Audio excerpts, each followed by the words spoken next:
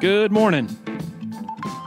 Friday morning, October 19th, NC State week. Really big game tomorrow in Death Valley, 3:30. Feels like the biggest game of the year, and that's not the typical coach speak or player speak. They say that every week, but even from the outside, this feels like possibly the biggest challenge of the season for this Clemson team. Not that there are a whole lot of challenges on this schedule, which not nearly as strong as in recent years. Still don't know if this NC State team is really good. They surely look really good from what we've watched. Really would have been nice to see them against West Virginia, see that game be played, to see what this Wolfpack team is made of, particularly on the back end of that defense, which I think has some issues. Maybe that's part of the reason this spread is so large, surprisingly large, opened at 17 points. Maybe it's because NC State doesn't really have a dependable, I guess, running game, which they base a lot of their passing stuff off of. But heck, State didn't run the ball a lot last year against Clemson and still gave them fits, went up and down the field. So really fascinating matchup between an improving Clemson secondary, one that had some issues at Texas A&M, maybe a little bit against Syracuse as well, against a really high-level passing attack. Ryan Finley, a bunch of big, physical, fast receivers who can go up and get it. So really interesting matchup. On TigerIllustrated.com, we break it down by looking at a lot of the video of the Wolfpack so far in our weekly video review segment. Title sponsor of the Clemson Dubcast, Parham Smith and Archenhold Law Firm in Greenville. Very happy to have them aboard. Couldn't do it without them. Blake Smith and Brooke Archenhold, both Clemson grads, both huge fans. Forte of their firm is medical negligence. They represent patients and their family members in medical negligence actions. They also handle all sorts of other complex personal injury litigation.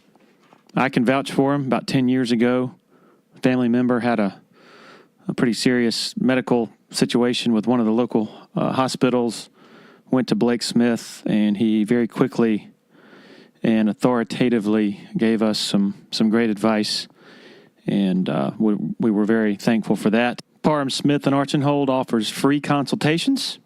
Give them a call, 864-990-4581, or parhamlaw.com. Also sponsoring the podcast is the Abernathy Boutique Hotel, right down about a block or two from the stadium. Great location. All the ESPN folks who are in Clemson at various points throughout the year, they stay there and they absolutely love it just because it's so convenient, so nice with all sorts of amenities, including the Taps Bar and Cafe.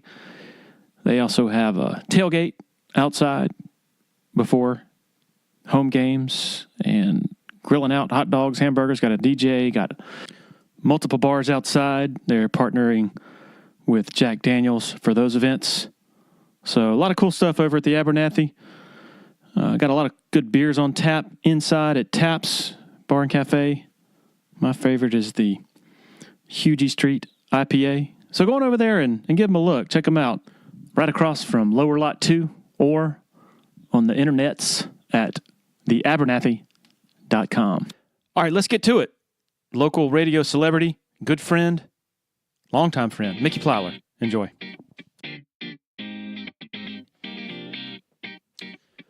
All right, Mickey Plyler, we're honored that you've already spent 3 hours behind a microphone today, and now you're about to spend the better part of a fourth. So thank you. Well, I just want to come over and see Studio L-Dub. This place is awesome, man. What a great work environment. Thank you. Yeah, I can't complain. I've told people that I could never go back to working in an office 9 to 5 once you've spent more than a decade. The judge would sentence you to a cubicle, right? No, this is great, man. Beautiful place. Hey, congratulations, Drake Plyler. Yeah. 22 weeks. How about that? Exciting. Yeah, we're excited. We tried for like a year. That was always a misconception of me. Like in high school, you think, oh my goodness, if you look at a girl, she gets pregnant. But now it's like, it takes a little time. So I followed your blueprint, married a really smart woman who's going to be a great mom, who's into education, all that kind of stuff. So you kind of blazed that road for us, that path for me. And now we're excited about it. Mid-February, hopefully. And he looks healthy and happy and everything's good so far. I appreciate you saying that. So Meredith is probably not going to listen to this, so you can tell us, just between us. Have you started thinking about how you're going to work in your golf game to fatherhood? I just put together a stroller the other day, and I'm trying to find an attachment to where I could put my golf clubs on it somewhere and push him around for 9 holes. I mean, that's better than like strolling through the neighborhood, right? You get to see the birds and the trees and the nice grass and the creeks, and where I hit it, you get hit in the woods a few times, and that'd be pretty cool, right? That would be. Yeah. So I want to learn more about you. We were just talking before I hit record. Had a podcast with David Hale of ESPN a few weeks ago. And the interesting thing from that is that I've known David for years, but everything is just sort of small talk when we see each other. Like, hey, what do you think of Christian Wilkins? Or where are you going next week? And I didn't really learn about the dude until I actually sat down with him for the better part of an hour. So it's kind of similar with you. I think I know more about you than I do or did David. How long have you been in radio? We are coming up November the 2nd this year. Will be the 20th anniversary of my first show at WCCP. Wow. And we're looking forward to it. It's great. Now, I left WCCP for like 18 months. But I can remember my first show, Larry, and you know how like your first gig, like you had either your first with drumming or when it comes to with writing or something like that, you think you're all prepared for it. I prepared. It was the Monday after NC State blew Clemson out in 1998. Torrey Holt maybe had like 948 yards and 17 touchdowns in that game, and that was my first show. And man, I went back and watched the game like 3 times, and I prepared 8 pages of notes on everything I saw. This is going to be a great show.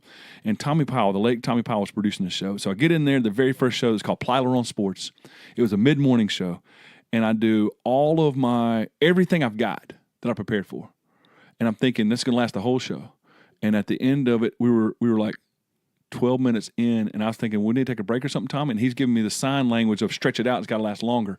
I thought I had 3 hours, and I had like 12 minutes of a whole bit. That was it. And it was a shock, because you don't know, going into it. But that was November 2nd, 1998. Okay, so before that, had you done any radio? Yes, I did as a guest. I got into, after a brief career in the golf profession, the thing I knew I wanted to do. How far do you want to go back? Because let me say this. As far back as you want. My dad didn't like his job. And I knew pretty early on that I wanted to do something that was fun and I liked. I knew he kind of showed me what not to do. He was miserable going to work.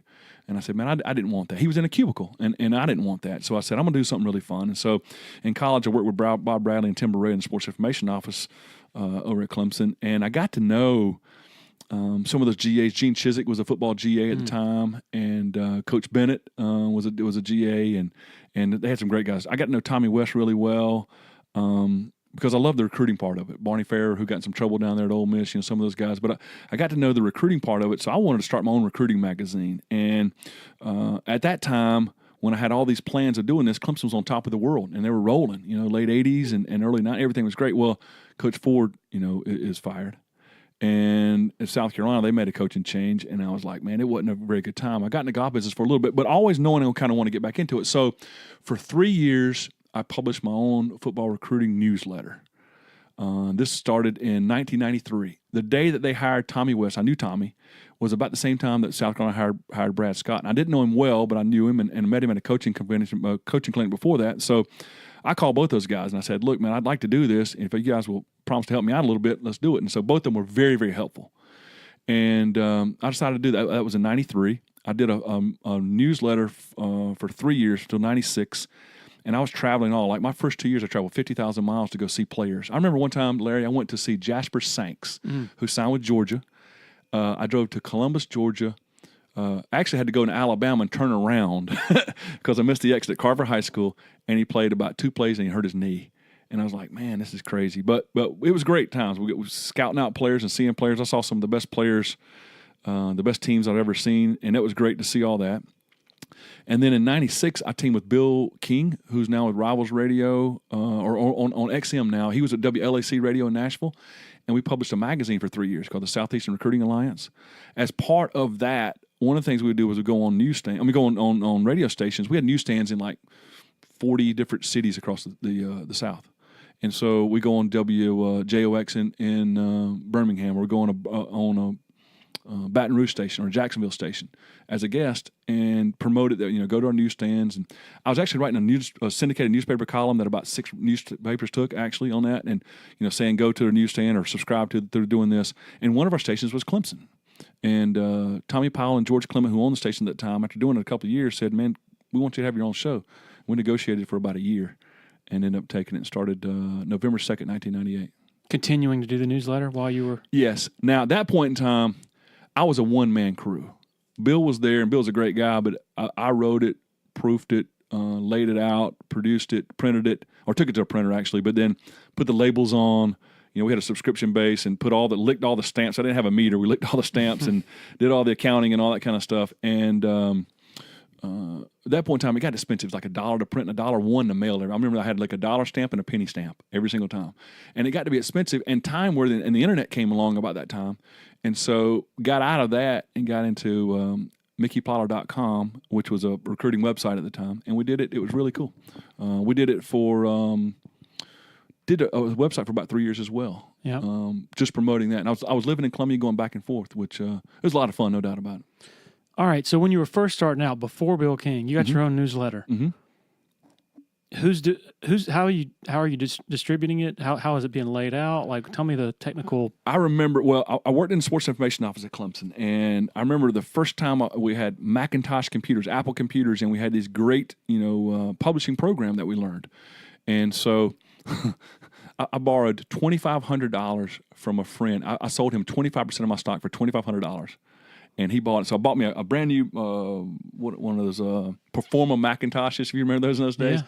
I learned how to lay it out in school, but I laid it out myself. I was actually going and scouting the players. And, my work day now is easy. But back then, man, it was 18-hour work days. I wrote a single page on or 2 pages on every single ACC and SEC school. And, man, like covering Duke or covering Virginia football was kind of tough. But we did all those. And we also had inserts that we put for every single team. If you subscribe, you check your favorite team. And I had like a 4-page insert that I would put in there as well. And laid it all out. The parents were great because they would send me pictures that we would put in there. We changed that magazine format in '96, though. But it was a learning experience. Had a local printer that printed it up for us. We had a subscription base of, I don't know how many thousands it was now. The newspaper column certainly helped. But we were doing radio shows that was a lot of fun. I was a shy, introverted guy, and Chris Allen over in Greenville had a great show over there, and we were promoting because we had a couple of great newsstands over in newsstands were big, like in Greenville off of Pleasantburg Road, and I remember being a little bit nervous before I did my very first radio show. But then you got on there and you started talking about Roscoe Crosby's of the world, whoever it was at the time, the major Applewhites of the world, whatever it might be. And it just kind of flowed and had a great time. Didn't think we would do radio. But because of the internet and because of the printing cost and because of the timeliness of it, radio seemed to work a lot. And that's where people kind of got. We had 900 numbers. Remember those? Oh, man, yeah. that was great because people were paying $1.99 a minute to hear about Clemson recruiting and all that kind of stuff. So that was kind of cool. But technology basically led me into radio. And the other thing is, you and I talked about this before, it was great because on the sports talk show, I could talk about baseball and basketball and talk about golf or tennis or boxing or whatever it might be. You weren't pigeonholed into one thing, and it kind of re-energized my, at a pretty early age. So your first few years, you keep saying we. Did you have somebody helping you? No. Or it was just you? No, it was me. Bill was great as a, kind of a figurehead kind of guy, and his name meant a lot to us. But it was a one-man show. I would leave out most Thursday afternoons and go to a Thursday night game somewhere and drive home. I had a Chevy Corsica, and I put a bunch of miles on that. And then I would go to. Now, don't get me wrong. I wouldn't go anywhere out, south of say Jacksonville. Spent a lot of time in Atlanta, a lot of time in Charlotte, seeing the CJ Leaks and those guys, seeing Douglas High School and Southwest DeKalb High School and seeing Jamal Lewis and Cozy Coleman and Deion Grant and some of those guys. But just going and scouting those guys, that was Thursdays and Fridays. That's what it was like. I'd go to high schools on Fridays. And Paul does a lot of that now, going out and scouting those guys. I would go to the Clemson game on Saturday for the most part. All the home games and most of the road games. And then get back in on Sunday and start writing what we saw and calling prospects and typing in it, printing it, and editing it. And my mom was an editor too, by the way. So I say we, yeah, my mom edited a lot of that. So this is back in Columbia. Yes. You would have your computer back at home. Mm-hmm. Yeah. But that sounds exhausting. You're coming back for Remember Clemson this. games. How old are you now? 43. Okay. Remember the energy level we had at 23 and 24 and 25? Sort of, kind of. I get a hard time from my friends now saying, you work 3 hours a day. Well, honest to goodness, this is a true story, Larry. 2 things. For 3 years, I didn't take a day off. I worked Christmas Day. And I remember being stuck. When the magazine would come out, I would bunker in for about 4 or 5 days and crank it out. It's 32 pages. And just crank this thing out. Monthly, yes. Yeah, we were the first monthly recruiting newsletter. And first monthly recruiting magazine in 96. Anyway, I can remember going to a Wendy's in Irmo, and I drove up to the drive-thru, and I told the girl who was there, I said, you're the first person I've talked to in person in 5 days. Like, you're the first person I've had interaction with in 5 days. Because you'd bunker in. You know that. You have deadlines. You've done that in the newspaper business. You have deadlines. You just bunker in. But that was 1 month. It was 1 week a month that wasn't very good. The rest of the time, meeting parents, talking to coaches, scouting, watching that film stuff, that was a lot of fun. But, yeah, I was single. I had I enjoyed it. I really loved it and learned a lot. And through that, built unbelievable relationships with coaches. Because after you lean on them for information, there's a time in there where they kind of lean on you a little bit too. And that was a lot of fun of getting to know some of those young staffs. One of the things that probably, looking back on my fondest times, was helping, this sounds corny, but like the staff at North Carolina A&T. I was kind of close to those guys at the time. And they would say, man, send us players. Like when you see someone on Friday night, call us. We didn't have cell phones back then. But like call us and let us know. And so like helping kids get scholarships, or not get scholarships, but like point them out, that was a lot of fun. They were limited in their resources. So it was a lot of fun helping those kind of guys. So when the magazines or newsletters get to your house, is it just like thousands of just boxes and boxes of Yeah. Is that how it works? They Yeah, would it really arrive did. on your doorstep? No, I had to go pick them up from a printer in downtown Columbia, and we would UPS to newsstands, and so I didn't have to work. We UPS them straight from there. Next day? Yeah, that was great.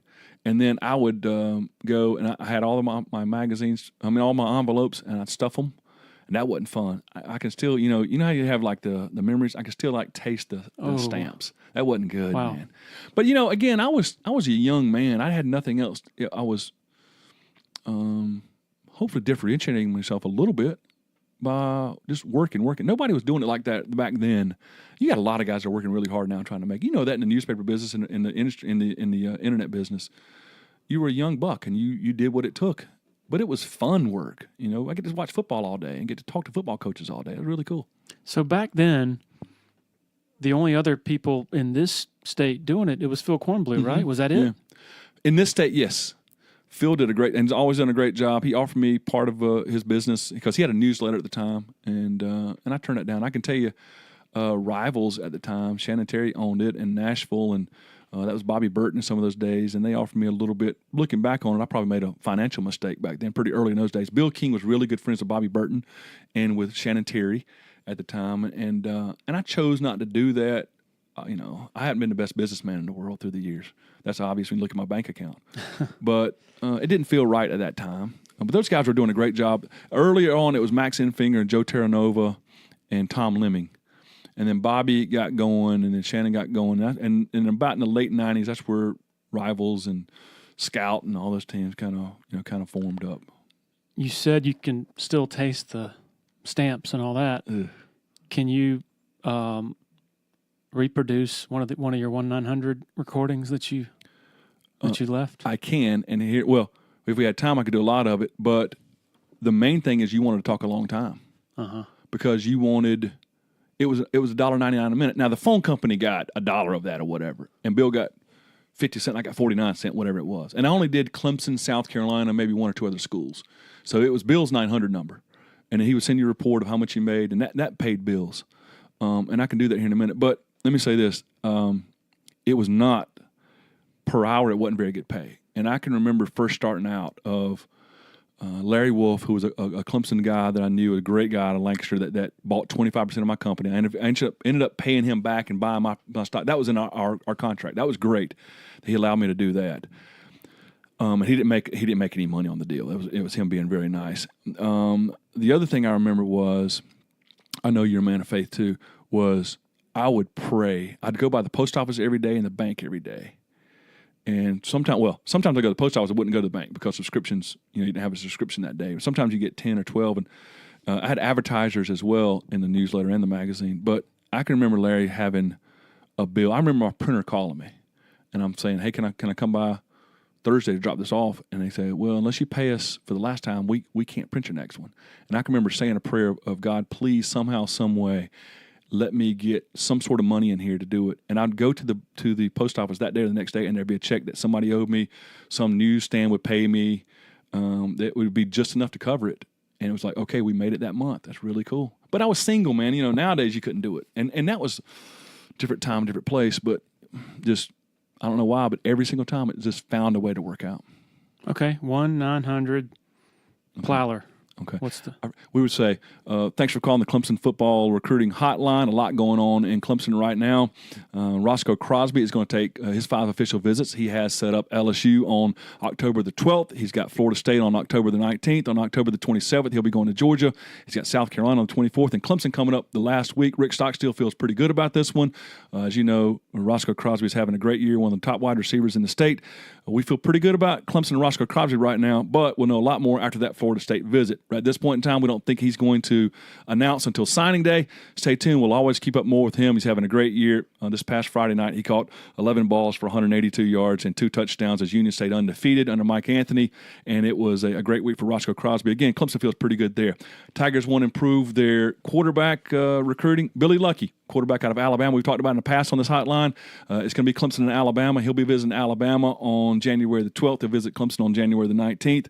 Right now, feel like it's 50-50. We'll know a lot more after his official visits. They did visit this past weekend. We know Clemson was in Jacksonville visiting whatever linebacker. So we go on like that. And it'll be 2 or 3 minutes of official visit dates, unofficial visits. Back then, now I remember, it was a great deal of January official visits were the determining factor, which seems crazy now, right? One of the things just memories of it, when I went to CCP, we had a recruiting show on Sunday nights. It was a 3-hour show. And Larry, we would start coming in at noon on Sunday, and we would tape interviews with kids. And I remember one time we had 60 different interviews on a radio show. Now, we cut them short because we knew we'd get in touch with them. It was a big recruiting weekend for Clemson or South Carolina or Georgia, and we would call up. Clemson would have like 30 kids, and we would have like 28 of the 30 on that recruiting show. But it was a Sunday night recruiting show, and we had a staff. I say we on this one because it really was. It was 10 or 12 guys, and they would call the prospect and put him on hold. And 4 or 5, everybody had sheets. We had 100 guys we're trying to call and get in touch with. When they get back from their official visits, you kind of had it laid out. Okay, we think these guys will be back early. These guys are traveling farther off. But we'd get those guys on the phone, and we'd tape short little interviews. How was your trip? Who's your host? What'd you like about it? Where you stand now? And we would have, anywhere from 30 to 60. But one night we had over 60 players in a 3-hour show of taping them and just acting like they were live, but just bam, bam, bam, bam, bam. Commitments and updating it. But that was a lot of fun. That's when you could break news. And it was all in January. We didn't start till January. We did 4 shows and interviewing, like I said, just tons of guys and breaking news every Sunday night. I'm going to have Cornblue on here at some point to talk about a lot of this stuff, a lot of that history. So were y'all like competitors? Were you trying to sort of find ways to do stuff he wasn't, or in ways that he wasn't? He had the nightly radio aspect of it, so I didn't compete against him there. But as far as breaking news, yeah. And that's what made you better. I remember talking to Whitey Jordan about this, that one of the reasons why SMU got in trouble, I know you had Whitey as well, who's awesome. Yeah. SMU got in trouble was that you had 2 newspapers that were competing. And they're trying to break stories. So, yeah, I think it was competitive. He might not admit that. He was much more established than I was. But at that point in time, yeah, you wanted to break it. And I always felt like that he was in Columbia. He was the South Carolina guy, and I was Clemson. I was a Clemson guy. I can tell you that there was a time in there, I was doing a radio show, and I can tell the story now because he's not working anywhere, but I was doing a radio show in Columbia with Matt Hogue, who's now the athletic director at Coastal Carolina. Yep. And I had just gotten back. I spent time with Jerry Caldwell in Chester, South Carolina, a defensive back that eventually signed with Georgia Tech. And Jerry was a great kid, really bright kid, and he leaned to South Carolina throughout. But then he went to Georgia Tech, and he was going to sign with Georgia Tech, and he flat out told me, I'm leaning to Georgia Tech. And so I came on and reported on the air, and the South Carolina staff called me up after hearing that, and they just blistered me. You're a Clemson guy. Why would you say that? You have Clemson underwear on. You have orange underwear on is what the guy said. And the defensive line coach at the time, who played at Lenore Ryan, I went, do you wear Lenore Ryan underwear? Because I said, I went to Clemson, but I got a business to run, bud. And I said, verbatim, I'm not going to lie for you, That kind of ticked him off. You're not naming names? Brad Lawing. Okay. But it's like he got all over me, or Gardner Webb, wherever he was. Like he got all over me. I said, well, I'm not going to lie about it. I'm not going to sit here and tell you that they're not doing that. That's what the kid told me. So we're going to go with all that. But I always felt like that. Another thing that happened, funny with South Carolina, since this is your Clemson site, I was supposed to speak. A good friend of mine was the head golf professional at their university club there. They opened up in Columbia. It was a golf course. And they had they want to do like a signing day or day after signing day kind of thing there. And he called me up and said, man, can you come speak to this group? We're thinking about, playing a little early golf in February and having a big outing, and I want you to come speak. We'll have dinner. I went, yeah, man, I'd love to. And about a week before we're supposed to go over there, he called me. And he goes, we got to cancel. I said, what's wrong? Because Mike McGee, the athletic director of South Carolina, canceled you out. You can't come to our golf club. No.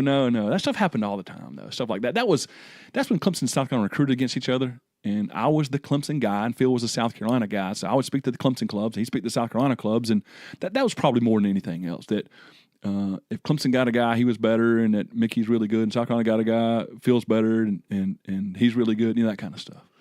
So, all right, you said that when you first got into it, that you called Brad Scott to see if he could help you. Yes. Okay, so his first year is 94 at South Carolina through 98. Right. Did you ever have any tension with him at all? None whatsoever. Brad was smart. Brad knew how to play the game, but Brad was, I thought, wholesome. I was good to him. He was good to me. I didn't have a lot of interaction. Once he became the head coach, because that was early. That was like at the South Carolina Coaches Convention in the summertime of knowing it. And Brad would good old boy you. There's my old buddy there. Come here, And he didn't know me because he was from Florida, but I told him what I was doing, and he was very, very nice to me. And as a matter of fact, back then, to get phone numbers, they had to help you out. And Clyde Wren was there, and Brad told him, man, you get the guy phone numbers, this guy's going to help, and we're going to help him, we help us. And it was a good working relationship. But it wasn't I talked to Brad maybe the entire time he was there, maybe 3 times ever, but never had the first run in on any situation with Brad. It was his underlings who were doing it. Defensive line coach and then athletic director and so on. or his superior, the athletic director. Yeah, oh yeah, Mike McGee canceled me out that time. I can't sort of stop thinking about, okay, you're talking about the 80s and the 90s. Newspapers are the dominant force in terms of reporting and the things that most fans are reading for their information. And then you guys are hustling behind the scenes. Well, not really behind the scenes, but just doing something, giving fans what they want. And I've long believed that had newspapers been listening to what their fans wanted, as in more than one story a day, as in actually covering recruiting, because fans care about recruiting, that there'd be no rivals. Wouldn't have even started. Maybe there wouldn't have been a 1-900 number. What do you think about all that? Now, from my personal standpoint, I was great. Like I said, it was between, I don't know the exact numbers because I'm getting old now, but 6 to 7, 8 to 9. It wasn't 10. It was somewhere between 6 and 9 newspapers were taking a weekly syndicated column. I didn't do it all year long. We did it for maybe 40 weeks or something like that. It was the Gainesville Sun, I know, was one because we got a ton of Florida subscriptions out of it. I know there was AL.com, all the Alabama newspapers that conglomerated together, so like the Mobile Register and some of those actually took it. and there were, a couple of Winston-Salem maybe. Anyway, there were some papers that took it. So they were good to me because at the end of I charged them very little to do it. It took care of them because they didn't want to cover recruiting. Exactly. And at the bottom of it, I got to put my address and phone number for subscriptions out of it. So that worked out for us. But I think you're right. And it's technology of you've got to meet your demands. You've got to meet what your fans want. The other thing that's happening, and this is not even going back that far, you think about, newspaper, radio, internet changing all of that, but they can have a bigger, newspapers can still do great in the internet. I'm not sure they do. And you talk about listening on our show now, something that has happened to your point is we get at least 500 texts every day on my show, on our text line. Wow. And on it, inevitably, Larry, because now we have Netflix and now we DVR games or DVR shows. We watch what we want to watch when we want to watch it. And we go to the websites that we want to go to. Everything's a la carte for everything you do. Inevitably, at least once a day, sometimes twice a day, sometimes 3 or 4 times, I'll get a text that says, stop talking about that. Don't talk about that anymore. and in my head, and I fight back with them. I'm thin-skinned. I fight back with them. And in my head, I'm thinking, would anybody text in Rush Limbaugh and said, Rush, don't talk about the economy anymore. Talk about the Russian thing now. Whatever. Who are you? This is our show. This is what we prepare to talk about. And at the same time, I've got 60 texts that say, hey, man, what about this aspect of it? For instance, you talk about the Major League Baseball playoffs, and it's not big. But if I just get the scores, and the other day we talked for about 4 minutes about Major League Baseball. It was the Yankees and Red Sox. It was the biggest thing that happened that night. And I've got maybe 20 to 30 texts on the Red Sox and the Yankees from the game for the 4 or 5 minutes we're talking about it. And 2 people will come in and say, don't talk about that anymore. Change the subject. I'm like, wait a minute, man. 40 people like it, 2 don't. What are you going to do? But that's how we are. We want what we want, when we want it, and how we want it now. A la carte in everything in life, right? We are religious. You go, you listen to your podcast or go get your own service of who you want to hear, what they're trying to tell you at church now. It's crazy, huh? And they want it seems like, and they get mad when they don't get what they want. People are eager to be mad now, more nowadays than they. Have you noticed that? In the 2 decades you've been in radio, 15 years ago, was it more cordial or, I guess, genteel in the interactions, people calling in on the radio, or no? A lot of that, I think, comes from the anonymity. Is that the right word? Anonymous part of that is that Rock Hill Tiger is different than Sam Malone, who lives at 219 Oak Street in Rock Hill, who works at the Bosch plant there, whose son plays baseball. So that guy's got a lot less chance of coming to you going, you idiot, I can't believe you said that. But Rock Hill Tiger or Gaffney Gamecock can say, you're a moron, you stink, I hate you, I don't listen to your show anymore. I'm like, well, how are you texting me? So we get, and I told my wife this, she's assistant principal now. And at Clemson, you got 900 students. At 6 Mile, you got 500 students. I said, so you should have, at Clemson Elementary, you probably got about 50 parents that are active and vocal and negative sometimes. And up there, you should have about 45. About 25 of those or 30 of those. It's just I think there's about 5% of the people who wanted to be bad people and just be jerks and the glass half empty and that kind of stuff. But the social media aspect of it, we think people care about our opinions, me and you included, right? And then in a much bigger picture, the idea that we raise our kids now to think that they're so important. We feel guilty that we don't spend enough time with them, so you're valuable maybe, that mom and dad are both working, so whatever you want, we're going to cater to. And if we don't cater to it, then you raise your little cane and you'll get what you want, maybe. I don't know. You have a sociologist on the Dubcast here to talk about that maybe. But yeah, I think that if a guy could call in this show and said, my name is Tom Smith and I live on Pendleton Road in Clemson and I don't like you, I think you're an idiot and you're wrong about that, I don't think they would do that. But you can be Gaffney Gamecock or Tommy Tiger, and now you can do that and get away with it. Business owners out there, if you own a business that accepts credit cards, you need to listen up. Tandem Payment, based right here in the Upstate, run by Clemson folks, is changing the face of payment processing, quickly becoming the most cost-effective solution for all small businesses. Tandem's program saves you up to 90% on processing charges and gives your customers what they love most, choices. This is not some crazy introductory offer. Tandem's technology allows business owners to offset their credit card processing costs by applying a small customer service charge to each sale they make. If you want to know more, visit tandempayment.com today. Former Tiger Hot Rod McDowell works over there at Tandem Payment. They handle all their business and customer service face-to-face. So give them a call, 864-672-1570, if you're tired of spending an arm and a leg on all those credit card processing fees. I remember reading years ago, I think it was in the research for the book on Danny Ford, on his tenure. After a game, he got criticized for his offense all the time. And I think it was he would, after the game, after he got done with his press conference, or maybe before, would he walk up to the press box and talk with Jim Phillips and do an interview or something like that? But there was this image I have in my head. It might be wrong. It's probably wrong.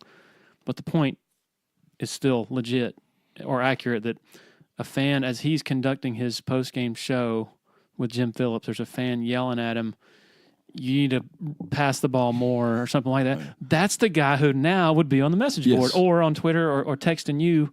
So you sit in the press box, and so you miss a huge entertainment value.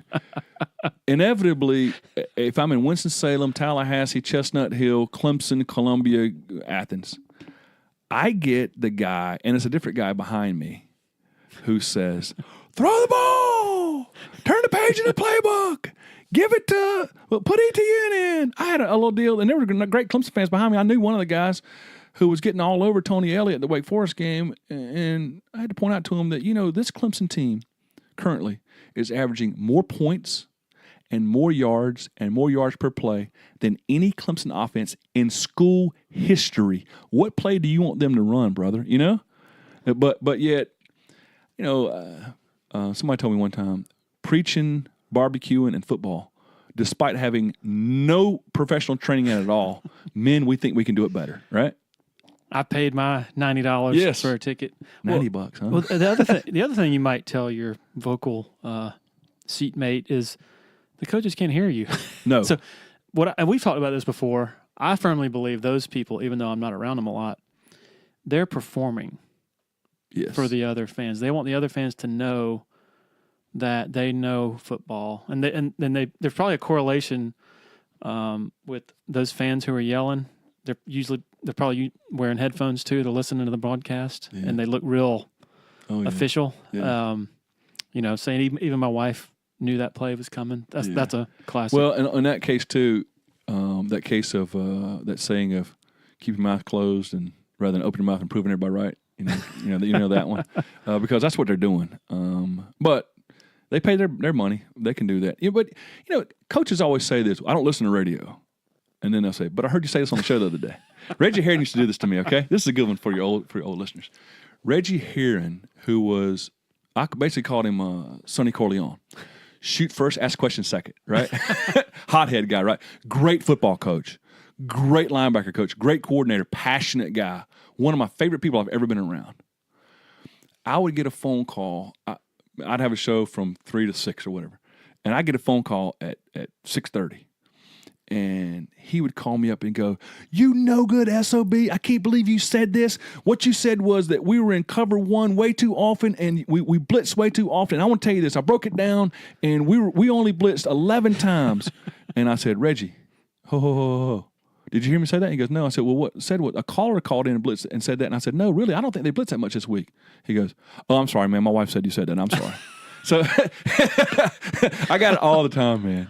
Koenig was one that didn't like me. He was always talking about me to other staff members like, "I can't believe you said this." And then, you confront him about it. He's like, "No." So it's easy to be, at least Reggie said something to you about it, but he was wrong about accusing you of it. But they all say they don't listen.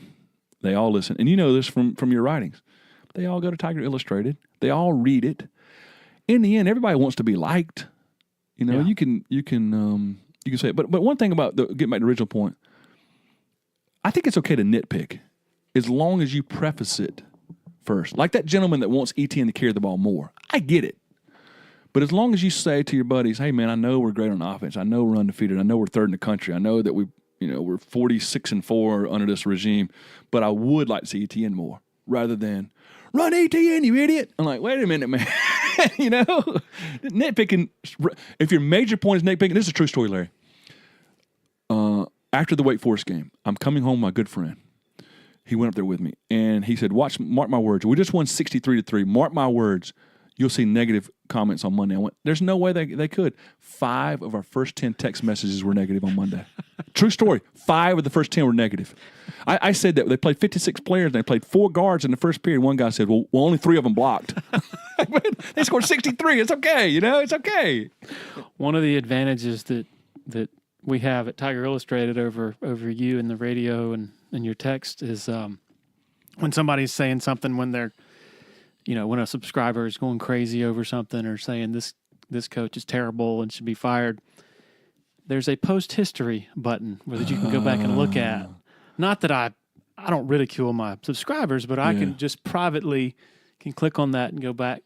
What I like doing is going back to 2016 and seeing what they were saying late in that season about, Deshaun's terrible and he's not going to do anything in the NFL. And but see, don't you think? Now, let me say this for your listeners. I pay for my subscription to TigerIllustrated.com. Thank you. I don't share my password with anybody. Thank you. Okay, so I don't know why anybody would do that. Don't steal from the guys. But I go to it every day, and we have Paul on the show every day, and every week, and I love it. I'm a big fan. And I don't want to come across as saying that this is who Clemson people are, this is who people are nowadays, because I personally believe that 90% of your readers and 90% of my listeners are just good people. Right. Now, much like the alt-right and Antifa or Antifa, whatever those people are, you're going to get the 5% on each side that just make the news and just make you look like that's what the fan base looks. That's not the case. Most people are very satisfied with your product, my product. But it's those squeaky wheels that we tend to, we're thin-skinned, man. We want people to like us, and we fight. But you fight back with them. I love when you fight back with them. I think you need to do more on Twitter. I think you need to do more of it. I think you need to do more of the Louisville radio show. Remember the Louisville guy? Oh, yeah. I'm planning on asking them if they want to come back for a podcast. Not to ridicule. That's the thing. None of what I do, I think people sometimes get the wrong idea. They're like, man, you came off the top rope on that guy. And I'm like, I was just, to me, it's just debating, there's nothing personal ever taken or intended, It's okay. I will say this. It's okay to criticize, and I said this about one of the former Clemson presidents I got on. It's okay to criticize the position, but not the person. And for some reason, we've crossed that line. Yeah, we want to argue. We're more polarizing. But it sells like, I always talk about NASCAR now on the show. Nobody cares about NASCAR. But when Earnhardt was there, he was so polarizing that people cared about it. And so maybe that leads us there a little bit. Speaking of that, can you tell the folks about the time that I called you an idiot? Oh man, on yes, radio? I have that written down. Oh great, this is. We'll get to that in a second. Okay. I don't want to. I just wanted you to touch on that. I don't want to forget what was on my mind. 2 points. Number one, people who say, when there's just a debate going on, if I respond to somebody by disagreeing, it's shots fired. Yeah. No, there weren't shots fired. I'm just disagreeing. It's okay. Yeah. Well, we can all get along and disagree. Number two, in defense of a lot of these anonymous people who are texting into or calling into radio shows or posting on message boards or Twitter, like, do you have a text chain with a group of dudes? Yes. Everybody does. Okay. Yes. Are you more prone to saying crazy, outlandish, even off-color stuff on a text chain than you are on a public forum? Sure. Absolutely. To my buddies, yes. Right, to your buddies. But what I'm saying is, listeners to a radio show or subscribers, they don't work for the radio station. They don't work for the website. It's not their name. And so, therefore, they're more prone to doing just sort of the dude humor, right. that you and I would only confine to something super private. Great point. It's a great point. I need to do that. We had a seminar that lasted an entire day. Everybody at CCP went. This was back in July or August, and the guy was great about understanding who your audience is and like why. This is the point you tried to make. But and I said, man, I need to be less engaged, more engaged with everybody, and less engaged with the one or two that disagree with you. And man, Monday morning went right back in and fought with a guy again.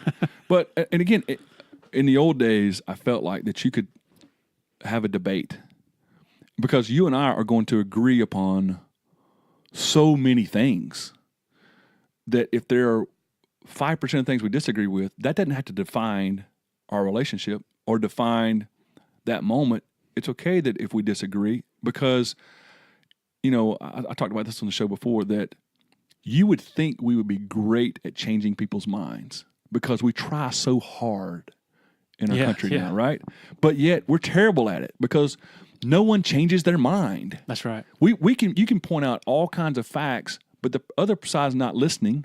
And when they come back at you and trying to change your mind's already made up.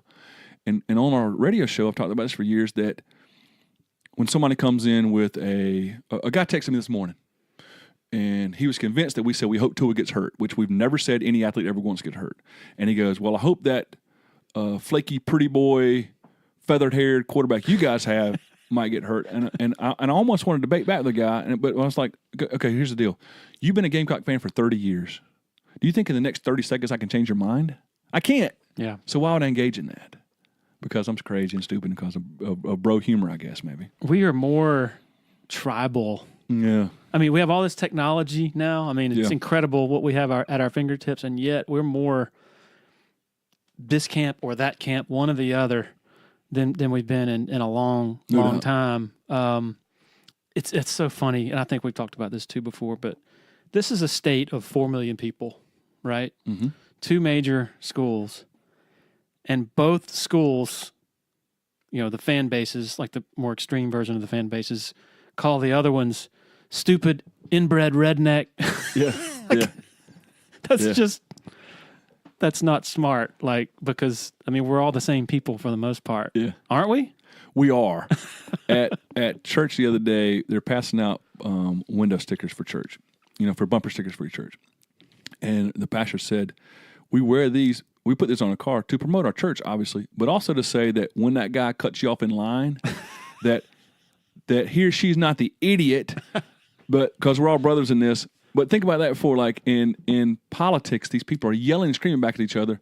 But on Saturday, we get together and whoever you're in stadium with, that's your brothers. That whatever else you're fighting about Monday through Sunday, nowadays, a lot of times, right? Sunday through Friday, we put those aside because now my political opposition, my opposition to what I think about anything else going on in the world, that's my brother now. You know, we got the same color hat on now. You know, it's crazy, isn't it? Tribal's a great way to put it. All right. I got a 14-year score to settle with you, Mickey. I love this when you bring this up. It was at 3:24 p.m. on February 3rd, 2000. No, I'm just kidding. I don't remember the exact. You were in Charleston. I was working for the Charleston Post and Courier. This was in 2004. No, this was after 2000. Actually, I'm drawing a blank. When was it that they had the big staff reshuffling? They fired Lovett. Oh, after the 2004 season was when that happened, right? Can I mention something about the Lovett deal? That was one of the strangest days. Did they fire Lovett and O'Kane? Was that at the same time? Lovett, O'Kane, and they moved Brad to offensive line and Ron West to defensive line. It was a big reshuffling. On that morning, I'm doing the show, and I got a phone call off the air, and it's from someone inside the athletic department. And they said, John Lovett and Mike O'Kane have been fired. And it's right in the middle of the radio show. And my producer says, do we go with this? And I went, I know it's happened because the source is right. But I said, I can't go on the air with this now. And this is, you know, the world's changed a little bit. Maybe we would nowadays. But I said, you know, this is a small place. And I've got to go to Bilo or to Hardee's or whatever and see these people. I'm not going to announce. I'm going to let them tell their wives. They said it just happened like 5 minutes ago. It was like, I don't want their kids or their wives to hear that their dad and their husband got fired that day. That was a weird day there. But anyway, so going back to it. So I wrote an article also having talked to people in the football office, and they were telling me, man, we have no clue what Tommy's doing. Like, we're in the dark. And Tommy Bowden. I'm sorry, yeah, Tommy Bowden. Not Tommy West. Because this is in the interim, right? After he had made the changes and before he had brought in Vic Koenig and Rob Spence, Right. And so, like, I guess a week passes maybe where there's just all this speculation and people are wondering what's going on, and not even the assistants, I guess, are being told what Tommy's doing. Full disclosure, that's not a story. Like, in your defense, like just saying, oh, Tommy Bowden's not telling his coaches what he's going to do. Who cares? I think that's like, a story. I don't know. In hindsight, that's a story. It was kind of a sensational approach to the story that I had, and one that I think as you're a young reporter and you're like in your first year of covering a team, you're trying to make a name for yourself. You're trying to, be noticed. Mm-hmm. And so I think that really played into that. I would never write that now because I'd be like, what? Who cares? Anyway. But that's a story, though. At that time, I thought. I guess so. But in hindsight, I'll have to go back and read it. But I remember going back and reading it maybe like 8 or 10 years ago and being like, ooh, I don't know. I know I got a call from Tim Beret after I wrote it, and he was not happy. Right. So at least one other person had or has objections to it. But I'm listening to your radio show that day that it came out, and I never expected to hear my name. And how did it go? It goes, yeah, there's people writing stuff. Doing the accent, too, with the tone of voice and everything. Yeah, there's people writing all kind of stupid stuff, including that idiot Larry Williams. And I'm like, whoa.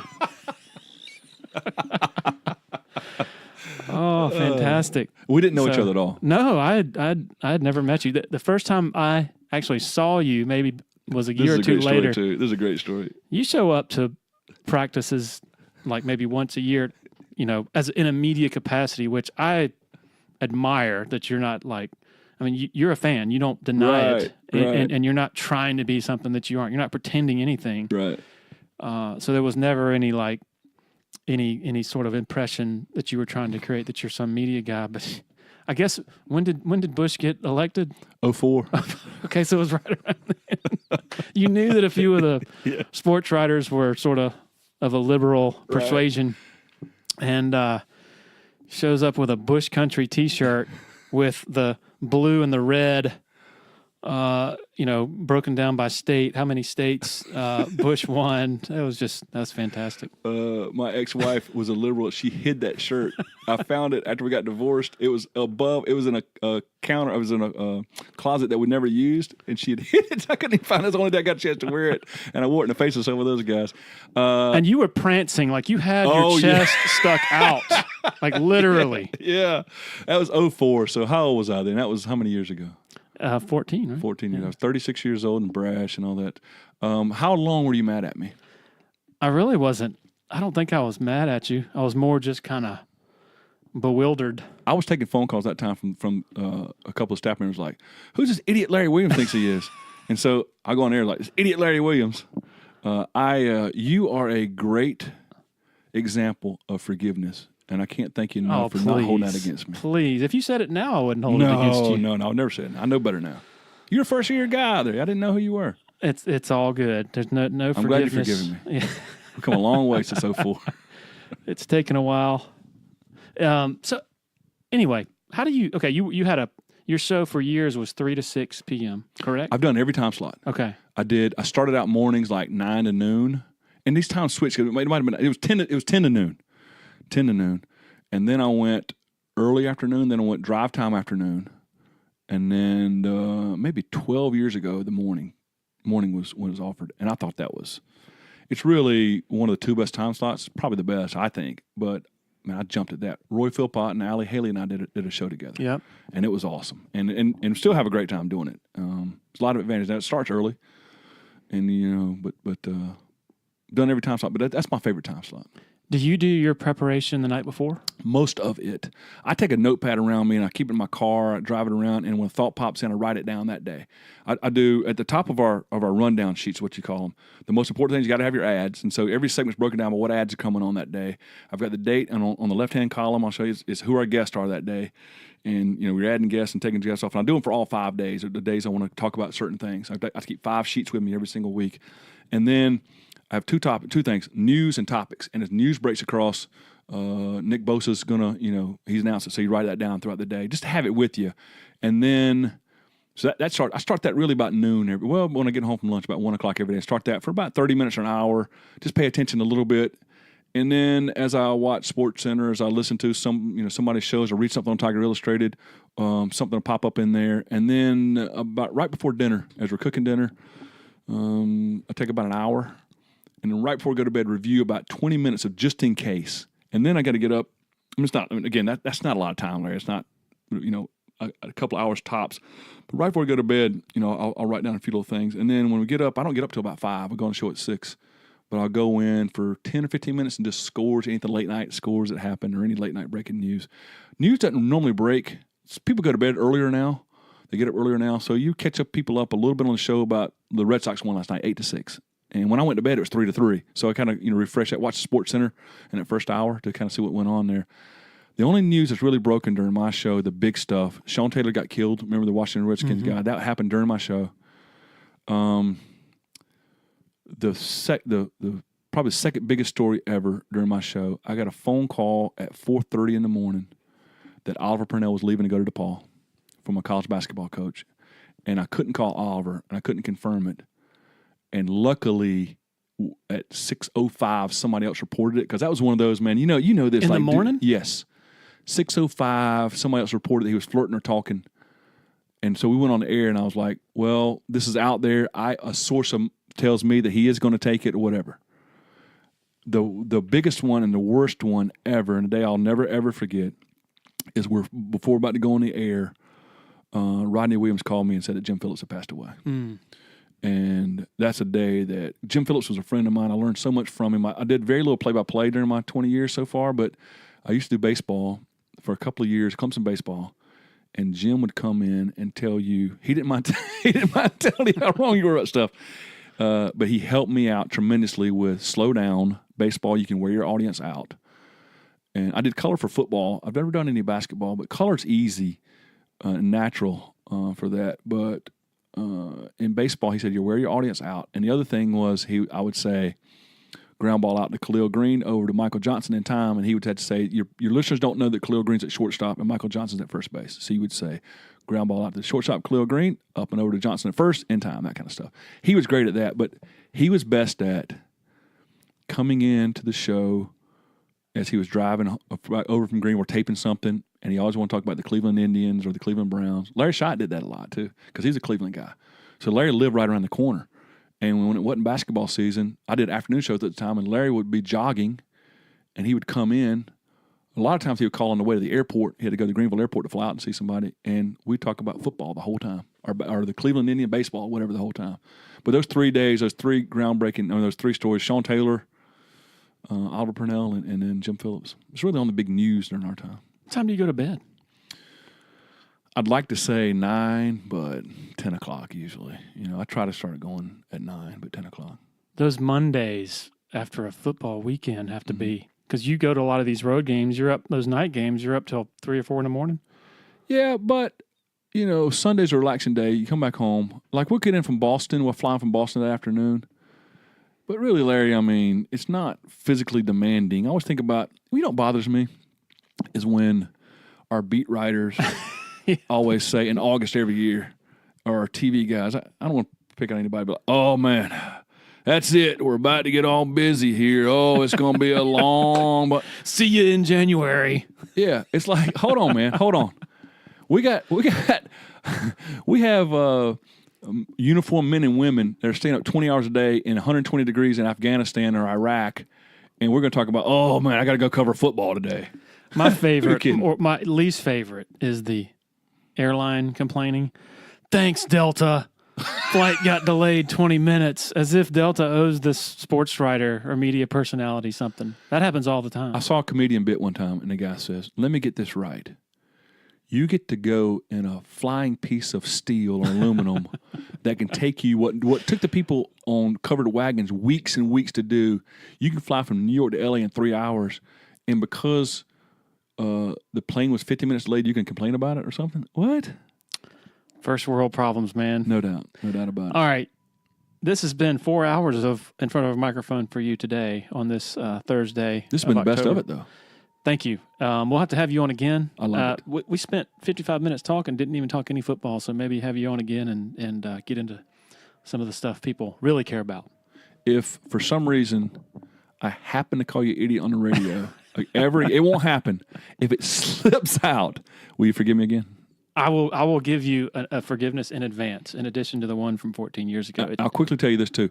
As I told you before we got on the air, I can't wait. I'm driving to Tallahassee. I can't wait to listen to David Hales. I can't wait to listen to Shaka Smarts. I'm a big fan of the podcast. Ben Boulware, man, they had me fired up. I was ready to run through a wall. Those are great. Keep it up. Enjoy it. Tiger Illustrated is great. Get your own passwords. Don't share passwords, guys. I enjoyed it. I appreciate you reading that cue card, Mickey. Yeah. Of all the stuff I told you to say. Appreciate it. Thank you, man. All right, that was fun. Thank you to Mickey Plyler for coming over to the official Clemson Dubcast studios to record that. Thank you to our title sponsor, Parham Smith and Arch & Holt Law Firm in downtown Greenville. Also, the Abernathy Boutique Hotel within earshot and eyeshot, is that a word? Of Death Valley. And Tandem Payment in Greenville. Thank you to our sponsors. Please patronize them because they are helping make all this happen. Most of all, thanks to all of you. I think we had over 30,000 downloads of the podcast at last check. That's pretty good in, I guess, a month and a half. So really pleased about that. Have fun this weekend. Should be a fun game. Be safe. And next podcast scheduled to drop Monday morning. Cheers, everybody.